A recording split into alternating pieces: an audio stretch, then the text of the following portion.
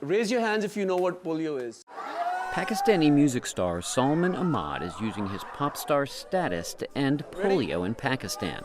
How much away from polio, zero?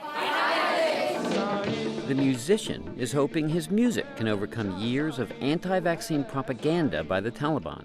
When I arrived here, there was a lot of confusion, there's a lot of chaos because of the Taliban spreading this disinformation that there's something in the polio vaccine which is un-Islamic, or it's a Western plot to make Muslim males sterile.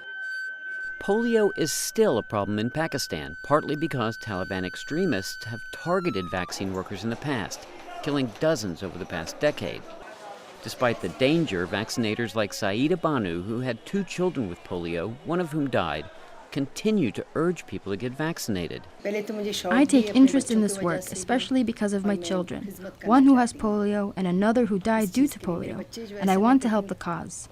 My children are like this, and so I want to make sure it doesn't happen to other children. I want them to be normal. That's why I do this work. The new campaign is making so much progress against polio that high-ranking public health officials are optimistic about beating the disease. Some years ago, we were down to double figures around polio, and then we had an upsurge again.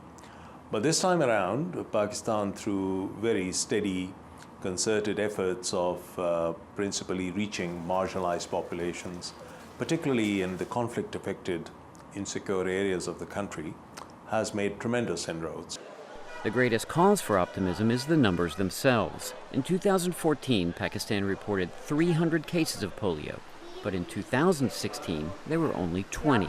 We have our eye on the ball, that we will not let this drop just because we have had, let's say, unprecedented success.